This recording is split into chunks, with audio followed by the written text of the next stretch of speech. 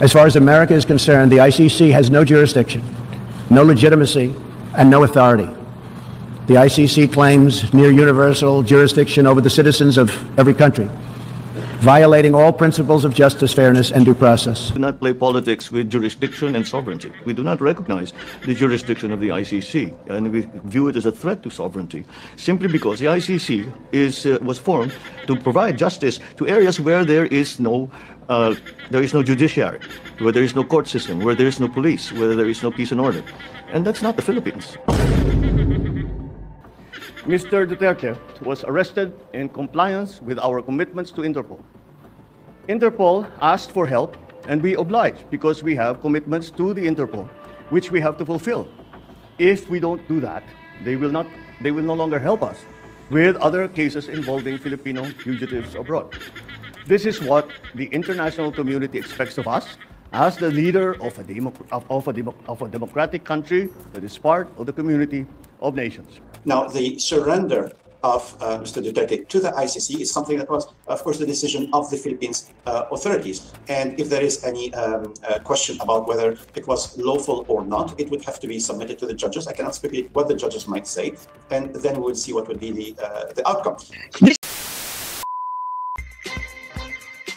Yes. Good morning mga kasama. Nandito na naman tayo, nagbabalik. At syempre, kung hindi ka pa nakasubscribe sa ating channel, pa-subscribe na lang po at hit mo na rin yung bell ha. I-bell all nyo po para may notification kayo natatanggap. At salamat po sa mga nakasubaybay palagi. Talagang inaabangan nila, no?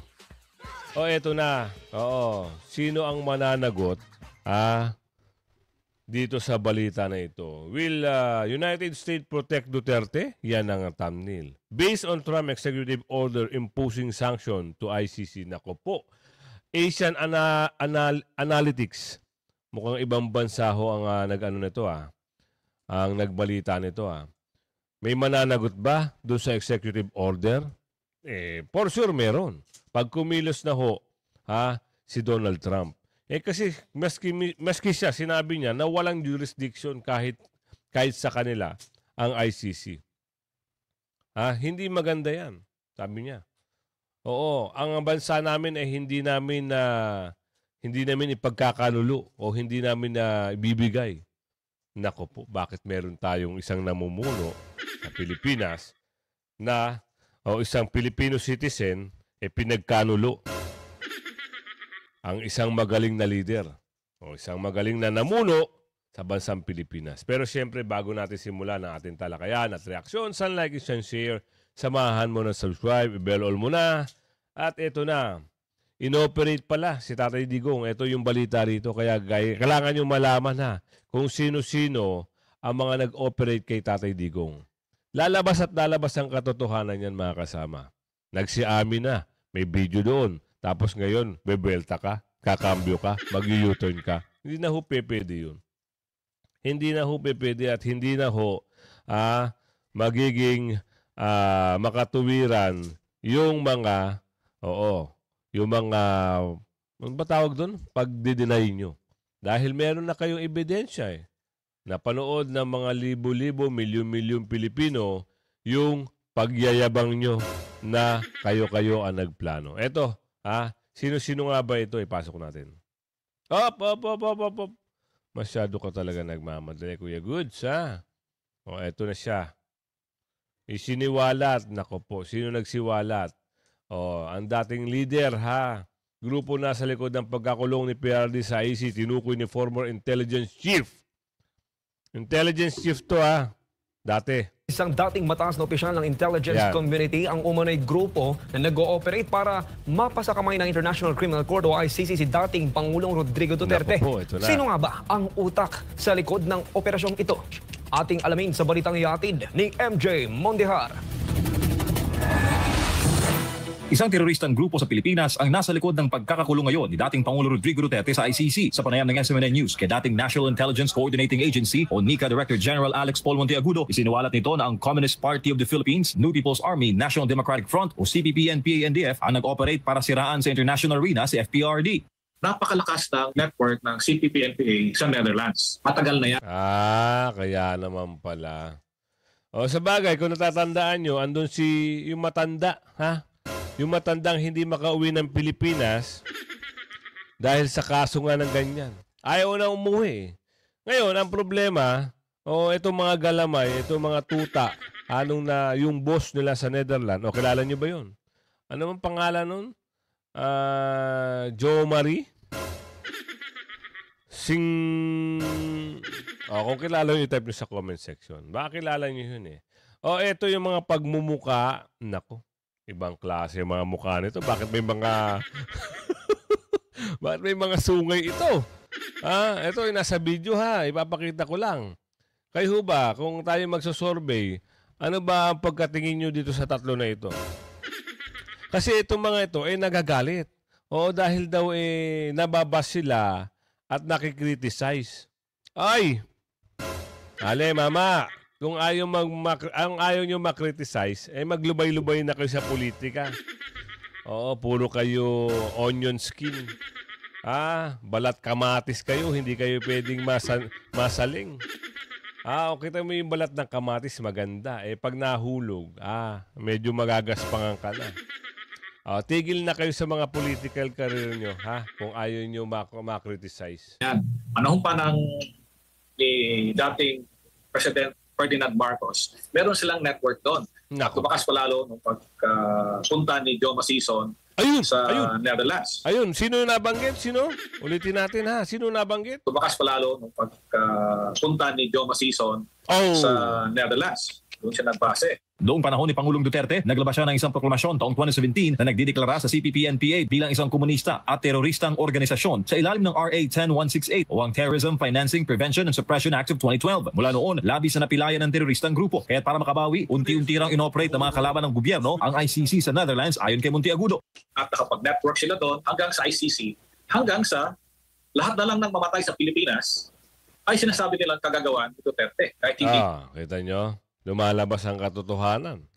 Halos lahat ng mga natetege sa Pilipinas ini-involve nila dito kay Tatay Digong. Ito naman ang sasabihin ng milyon-milyong tao. Ano ang mas pabor sa inyo? Yung namamatay na tegay na mga addictus benedictus ng candy? O yung mga nabibiktima na mga addictus benedictus ng candy? Sige, anong pumapabor sa inyo? Kung ang utak nyo ipagtatanggol nyo itong mga gumagamit ng candy, lusaw na ho ang utak nyo. Hindi na ho kayo tao. Nasa hanay na kayo ng mga nasa ilalim ng lupa kung ganyan ang pananaw nyo.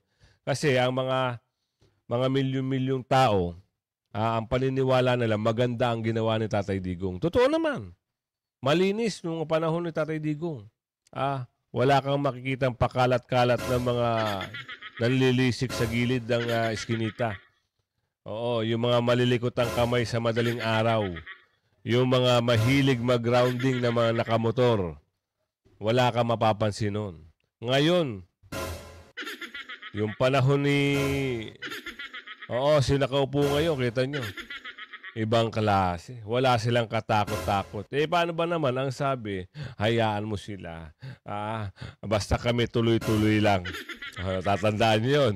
Kung sino nagbanggit nun. Diba? Hindi naman. Sa Duterte administration din naitala ang pinakamalaking setback ng CPP-NPA-NDF dahil sa pagkikipagtulungan ng gobyerno noon sa SMNI o sa Sunshine Media Network International. Ang nanguna sa propaganda war laban sa komunistang terorista ay si Pastor Apollo C. Kibuloy gamit ang media machinery ng SMNI. Dito nabulgar ang mga CPP-NPA-NDF party list group gaya ng Gabriela, Kabataan at Teachers Bayan Muna at iba pa. At para makaganti, kinasangkapan ng teroristang grupo ang ICC. Tapos sila magsasabit sa ICC. Kaya ang mga statistics doon sa ICC ay ang laki-laki. Ilang libo ang sinasabi nilang ina-accuse nila si President Duterte na may kakagawan. Kahit na hindi naman. Dahil sila, meron na silang linya doon. Meron na silang tao na gagawa ng report. Alam na nila ang sistema na pagsisinungaling.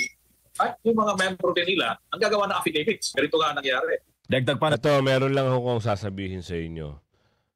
Marami ho niyan kahit sa Australia, New Zealand. Iba't ibang bansa, meron na ho yan. Naka-encounter ako niyan, akala ko sila ay makagobyerno. Yung pala, sila po ay makakaliwang gobyerno. Kunwari, isasama ka nila sa mga gathering nila, tutulungan ka nila just in case may problema ka. Yung pala, gusto ka nilang isama sa kadiliman. Oo, meron ho niyan. Hindi ho ako nung nalaman ko, umalis na ako. Ayoko. Hindi ho maganda yung samahan nyo at grupo. Itutulak ka niyan kung saan-saan. Oo, sila ho yung maghihikayat sa'yo, pumunta sa mga iba't ibang ahensya ng gobyerno sa iba't ibang bansa kung saan base ka at ikaw ay magrarally, sasama ka nila sa rally. Grabe, no?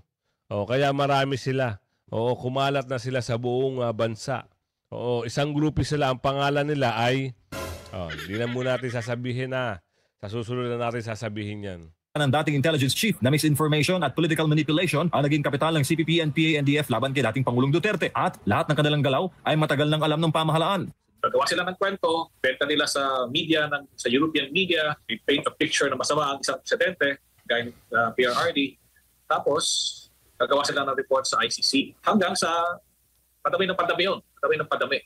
Tapos may mga letters pa yan. Alam namin lahat yun dahil namomonitor namin. At dahil malaki ang posibilidad ng pagbabalik ng isang Duterte bilang presidente, giit ni Monteagudo, gagawin ng mga kalaban ng lahat, mahadlangan lang ang muling pagtuntong ito sa Malacanang. Nako, hindi nyo kakayanin hadlangan ang VP si presidente. Dahil kilala na ho sa buong mundo, sa buong Pilipinas, kung ano ang nagawa ng mga Duterte. Kaya nga gawa kayo ng mga kwento, 30,000 daw yung mga nabiktima. Nakakatuwa kayo. Kwento nyo sa unggo yan. Oo. Isa-isahin nyo yung mga langgam kausapin. Baka maniwala sa inyo. Duterte Camp, sinabing wrong move. Ang pagpapaaresto. Tignan natin Talaga ng mga masasabi mong wrong move. Duterte Camp, sinabing wrong move ang pagpapaaresto kay ex-President Duterte. Tama nga naman. Talagang wrong move talagang ginawa nila. Bakit? Hindi nila akalain makikipag-birthday celebration ating mga kababayan. Hindi lang sa Pilipinas, buong bansa. Sabi nga, hindi pa tapos ang birthday celebration. Meron pang celebration na darating. Kaya wait, there's more pa nga. Abang-abang lang daw, sabi ni Aling Ledesma dito. Wrong move daw ang pag-aresto kay dating Pangulong Duterte. Yan ang liit ng kanyang common law wife na si Hanilet Avancenia. At live mula sa The Hague, Netherlands, nasa frontline ng balitang yan si Mon Gualvez. Mon, kumusta na ang dating Pangulo? Julius, mas nakakapag-adjust na raw at naalis na yung galit. Yan ang sinabi sa atin ni Hanilet Avancenia, ang common law wife ni dating Pangulong Rodrigo Duterte, kaugnay sa mag-iisang buwang kalagayan nito sa loob nitong detention center. Sa unang pagkakataon, hinarap ni Hanilet Avancenia ang media habang kasama mga taga-suportang nag-aabang sa labas ng ICC Detention Center sa The Hague, Netherlands. Kwento ng common law wife ni dating Pangulong Rodrigo Duterte, mas nakakapag-adjust na raw ito sa mag-iisang buwang pagkakapiit sa Scheveningen Prison. Pero aminadong miss na raw ng dating Pangulo ang kanyang pamilya at ang Pilipinas. Pagka mag-Detalya na sa family, parang masakitan siya. All he cared for was about his country and about his countrymen. To be honest with you, mangutana ako sa Ginoo, nga naman Lord, up to now I'm still nagko-question mark. So, buti sa anak ko naging tarantado, magnanakaw, diba? Nang tanungin ni Hanilet sa dating Pangulong Duterte tungkol sa mga nasa likod ng pagpapaaresto sa kanya, hindi na raw galit sa kanila ang dating Pangulo. Alam mo, I will just let God do the revenge for us. Hanggang apo ng apo nila, hanggang doon ang nila. Hanggang doon ang parusa ng Diyos. Kaya yung mga gumawa sa kanya nito, gabaan rin naman. Impyerno kayo. Posibleng masira rin daw ang karir sa politika ng mga nagtulak sa pag-aresto kay Duterte. Wrong move. Sabi nga na yung opponent niya has wala na talaga. They will never be given the chance by the Filipino people. Sa ngayon, pinag-aandaan daw ni Hanilet ang mga gagastusin sa pagharap ng dating Pangulo sa paglilitis. Kasabay niyan, muling binisita ng lead counsel na si Attorney Nicholas Kaufman ang kanyang kliyente para mag-update sa kaso. Pinuna ng defense team ang pagbibigay ng maraming options sa mga biktima para mapatunayan ang kanilang pagkakakilanlan. Nilinaw din niya ang kahalagahan ng judicial process at hindi raw sana mamanipula ang mga biktima testigo sa kaso. Muling binigyang din ni Attorney Kaufman na Nako, ito pinaghahandaan yung gagastusin. Nako po. Ito lang hindi sa pag-aano. Pag ang nag-initiate dyan, ang sambayang Pilipino, yung gastos na yan, wala yan. Simple lang yan. Sa dami ng mga kababayan natin na supporter at humahanga sa mga Duterte, hindi ho sila magdadalawang isip na tumulong. Ganyan ho ang mga Pilipino nagmamahal kay Duterte. Pero siyempre, ayaw naman yan ng ating bisi, no? Wag kayo mag-isip. Yan ang sabi niya, kung gastos lang, meron silang ari-arian at meron silang mga negosyo. Kagaya ng sinabi niya, si Pulong ay may trabaho, si Baste may trabaho, si Bibi Sara may trabaho, si Miss Hanilet ay may negosyo. So, ganun. Napakasimple lang, no? Hindi sila yung nagsasabi na tulungan nyo kami, tulungan. Pero ang sabi ko nga dito, pag nag-initiate ang taong bayan, dyan nyo malalaman kung gaano kamahal ng tao si Tatay Digong. Birthday party pa nga lang birthday celebration pa nga lang no? From America, pumunta ng dahig. From Italy, pumunta ng dahig. From UAE, pumunta ng dahig. From Philippines, pumunta ng dahig. Para makipag-birthday celebration lang sa Duterte's Park. Meron na hong pangalan yung mismong Dahig ICC Detention Center ay Duterte Park na. Kasi yan yung binansagan ng ating mga kababayan dyan. So, yan, tuloy. Galang daw sana ang karapatan ng kanyang kliyente kasabay ng pagrespeto sa karapatan ng mga biktima. Siniguro rin niya na hindi bibitawan ng kaso ng dating Pangulo hanggang dulo. Nakatakda namang ipagdiwang bukas ang ika-21 kaarawan ng anak ni dating Pangulong Duterte na si Kitty. Wala raw silang ibang plano maliban sa pagbisita muli sa ama. Sinagot naman ni Kitty ang nag-viral na post na nagpapakitang may hawak umano siyang US passport habang bumibisita sa ama. I don't mind them actually. I'm a Filipino citizen, so yeah. I don't think I don't have to explain since I'm a private citizen. So. Pati ba naman yung passport gagawan nyo pa ng kulay? Inggit lang kayo, wala kayong US passport. Kung halimbawa meron man pero wala siya, Filipino citizen si Miss Kitty. Doon sa nagpapakalat, kilala naman natin yun. Mga bulager. Dating nanghihingi ng GCash. Nung hindi na binigyan ng GCash, may offer na maganda sa kabila, per month, ang labanan, doon na sumanib. Ang sabi nga sa video, dati raw atang sumisingot ng pinagbabawal na candy rin yun. Hayaan na natin sila. Dito tayo mag-focus. Maganda ito Sino ang mananagot? Yan ang ating katanungan. Yan ang ating bibigyan ng reaksyon. Kung sino ang mapag-uusapan dito. Naku, mag-ready-ready na kayo Baka mamaya pagdating ng oras, kayo naman ang balikan. Sabi ni Aling Ledesma, mag-ready na kayo. Baka mamaya mag-fly-fly daw kayo with a butterfly. Eto, will United States protect Duterte? For sure, oo. Dahil merong binanggit dito si Pangulong Donald Trump. Eto, ipasok na natin. We begin in the United States, where Donald Trump has denounced the International Criminal Court. President Donald Trump has sanctioned the International Criminal Court, accusing it of illegitimate and baseless actions against the US and Israel. Financial and visa sanctions are now in place on individuals and their family members who assist in ICC investigations of US citizens or US allies. Mr. Duterte was arrested in compliance with our commitments to Interpol. Was arrested with our compliance and commitment in... Bakit mo kasi inamin? Inamin mo na Wala nang bawian Ulitin natin. Wala nang bawian. Mr. Duterte was arrested in compliance with our commitments to Interpol. Interpol asked for help and we obliged because we have commitments to the Interpol. Wala hong binigay na warrant of arrest si Interpol. At wala rin silang warrant of arrest. Kaya nagtataka na lang ang ating kababayan, bakit ganun at naging ganere. We have to fulfill. If we don't do that, they will no longer help us.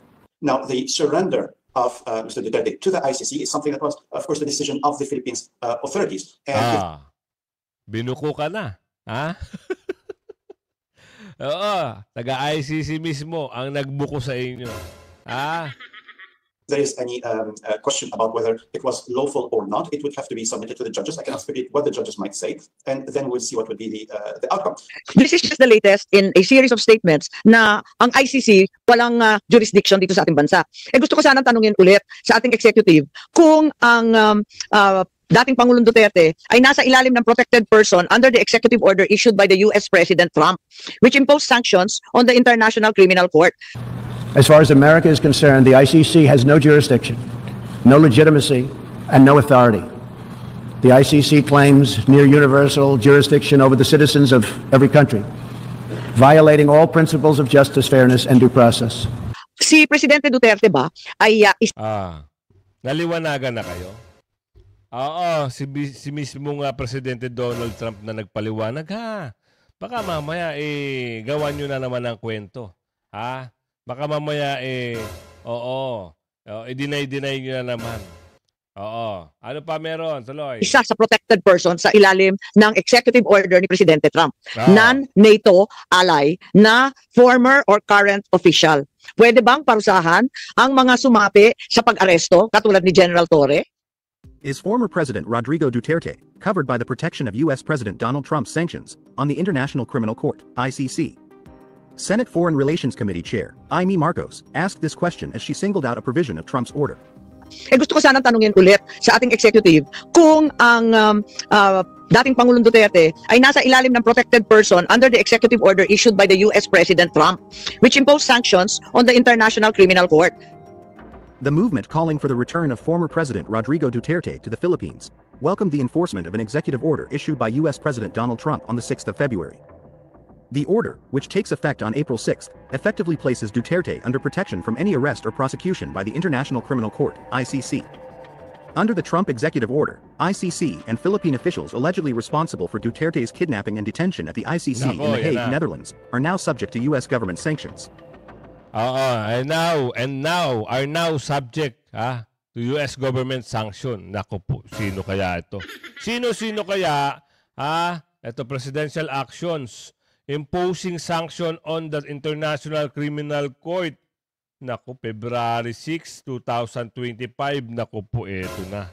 Umuusad na ho eh. Anong petsa na ngayon? April na. Naku, sino-sino kaya ito? The executive order declares that the ICC, as established by the Rome Statute, has engaged in illegitimate and baseless actions targeting the U.S. and its allies. Sinabi na rito. Bakit kasi ginawa nyo pa? Hindi kayo nagbabasa. Hindi nyo papapaniwalaan si Presidente Trump? Ayaw nyo paniwalaan? Siya na mismo nagsabi White House executive order imposing sanctions on the International Criminal Court stated that the United States unequivocally opposes and expects their allies to oppose any ICC actions against the United States, Israel, or any other ally of the United States that has not consented to ICC jurisdiction. Under Section 8D2 defines the term protected person under this executive order. Protected persons means any United States person and any foreign person that is a citizen or lawful resident of an ally of the United States that has not consented to ICC jurisdiction over that person, or is not a state party to the Rome Statute, including current or former members of the armed forces of such ally of the United States, current or former elected or appointed government officials of such ally of the United States, and any other person currently or formerly employed by or working on behalf of such a government. Executive Order Section 8E defines the terms ally of the United States. Under subsection 2, a government of a major non-NATO ally, as that term is defined by Section 2013-7 of the American Service Members Protection Act of 2002, based on Section 517 of the Foreign Assistance Act of 1961. Major non-NATO ally status is a designation under U.S. law that provides foreign partners with certain benefits in the areas of defense trade and security cooperation. Currently, there are 19 countries designated as major non-NATO ally status under U.S. law, which includes the Philippines. It was confirmed that under this executive order, Rodrigo Duterte, as a former president of the Philippines, a former government-elected official of a major non-NATO ally, is protected under this executive order of the President of the United States. Maliwanag Sinabi na rito. Protektado si Tatay Digong nitong executive order na pinirmahan ni Donald Trump. Ano pa ngayon idadahilan nyo? ICC, pakawalan nyo na. Baka kayo ay pag nabigyan ng sanction, tas-tas kayo dyan lahat. Oo, wala na kayong respeto. Dapat ang sinabi na ni Donald Trump, nung pangalawang araw pa lang, pinauwi nyo na ang aming presidente. Ngayon eto na, nagsasalita na ang White House. As a consequence, any individual from any groups or government agencies will be sanctioned under Section 1 of these orders. The United States will impose tangible and significant consequences on those responsible for the ICC's transgressions, some of which may include the blocking of property and assets, as well as the suspension of entry into the United States of ICC officials, employees, and agents, as well as their immediate family members, as their entry into the U.S. would be detrimental to the interests of the United States. Nako. The allies of Rodrigo Duterte are expecting a freezing of assets and a ban on U.S. entry for all people involved in the so-called Operation Hot Pursuit carried out against... Nako po. Ang tanong natin oo, bakit ito parang pupunta pa ng Washington yung isa rito? Nakita nyo naman yung mga pest nito. Oo, may nabanggit dito, nako po, baka hindi sila makapasok ng pag nagkataon. Against the former president. Aside from ICC officials, Filipinos who contributed to building the so-called crimes against humanity case may also be affected by the U.S. sanctions. Nako, Trump invoked authority granted to him under the U.S. Constitution and laws, including the International Emergency Economic Powers Act Section 212F of the Immigration and Nationality Act of 1952 and Section 301 of Title III of the U.S. Code. As stated, Trump said that the ICC has without a legitimate basis asserted jurisdiction over and opened preliminary investigations concerning personnel of the United States and certain of its allies. The ICC has no jurisdiction over the United States or Israel, as neither country is party to the Rome Statute or a member of the ICC. As far as America is concerned, the ICC has no jurisdiction, no legitimacy, and no authority. The ICC claims near universal jurisdiction over the citizens of every country, violating all principles of justice, fairness, and due process. We will never surrender America's sovereignty to an unelected, unaccountable global bureaucracy. America is governed by Americans. We reject the ideology of globalism, and we embrace the doctrine of patriotism. The outrageous decision by the ICC prosecutor, Karim Khan, to seek arrest warrants against the democratically elected leaders of Israel is a moral outrage of historic proportions. It will cast an everlasting mark of shame on the International Court. The ICC has no jurisdiction over Israel, and Mr. Khan's actions will not stop us from waging our just war against Hamas.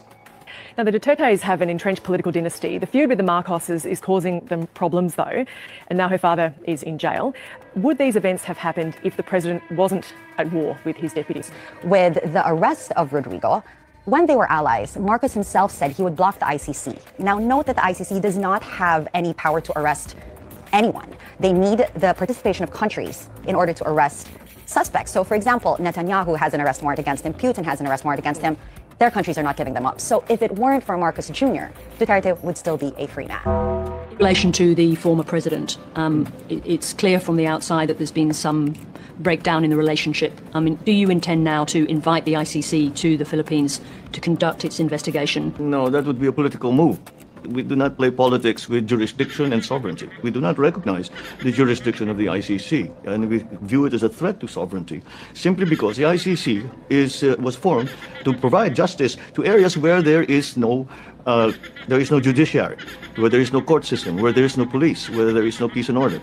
And that's not the Philippines. Mr. Duterte was arrested in compliance with our commitments to Interpol. Interpol asked for help, and we obliged because we have commitments to the Interpol, which we have to fulfill. If we don't do that, they will no longer help us with other cases involving Filipino fugitives abroad. This is what the international community expects of us as the leader of a democratic country that is part of the community of nations. Now, the surrender of Mr. Duterte to the ICC is something that was, of course, the decision of the Philippines authorities. And if there is any question about whether it was lawful or not, it would have to be submitted to the judges. I cannot speculate what the judges might say, and then we'll see what would be the outcome. This is just the latest in... Diba? Taga-ICC na mismo ang nag-bulgar. Oo. Plano Oo, di ba doon sa unang grupo, unang slide na pinakita natin, planado lahat. Ibang klase gumalaw ang mga kaliwat kanan. Iba kayo. Dahil andyan si Singson, anong pangalan nun? Yung leader nila. Dahil nandyan, so marami kayong mga galamay dyan. Pero ito lang ito lang. Pagdating ng Mayo at yung 10 PDP ay nakapasok na, oo, meron akong nakakwentuhan. Grabe ang pagmamahal nila sa mga Duterte. Kaya, kahit walang makinarya itong PDP, kahit hindi ganun kagarbo ang kanilang mga kampanya, pakiusap ko lang sana mga kasama. Isolid natin yung 10. Kahit na wala silang ganong kaperahan, iboto natin. Yan ang pag-asa natin eh. Naranasan nyo naman yung mga pandurobo ng mga bakulaw, di ba? So kung gusto nyo pang maranasan ulit yun, naku po, huwag nyo hahayaan na manalo ang mga yan. O PDP lang, sapat na tayo. Dahil uubusin ng mga durobo pag nagsimula na naman yan. So PDP, 10 PDP, okay na. All goods na tayo dyan. At yung party list, mamimili lang kayo, Duterte party list, PPP party list, Panaw party list, Sagip party list, at kayong Bisaya Good party list. Malaking bagay yan. Doon sa mga representative na mga kaliwa kanan, yung Panaw, pag nanalo yan, sigurado yung mga boses dyan at mahilig magpa-contempt dyan sa kamera. Sigurado yan. May kayo na magtuloy. Ito pa. Ano pa yung magandang balita? Ito lang para sa akin lang. Dahil talagang gusto ng mga bakulaw, online voting daw sa mga overseas, sa mga kababayan nating OFW. Para sa akin lang Kung ako OFW at alam kong online, naku po, saka na lang muna. Gusto ko yung mano-mano, yung personal. Kung ako, opinion ko yun. Saka na lang muna. Dahil kung ganyan naman, online at gagawa nila ng paraan, naku po, sayang lang ang boto. Ipapanalo na lang natin sa Pilipinas. Sa Pilipinas tayo babawi. Isosolid, lalo na kababayan natin sa Mindanao, Cebu, Davao, halos lahat sa Mindanao, Bisaya, Mindanao halos lahat. Yan, isosolid natin dyan. Sa Luzon, may mangilan-ngilan sa norte, pero halos nakakarami. Halos lahat na Oo, kasi natauhan na yung mga nabudol. Natauhan na. Kaya abang-abang kayo sa ating mga nilalabas na video. Mamayang hapon po, mamayang gabi, meron po tayong upload Hanggang sa muli I-like and share nyo Bye-bye!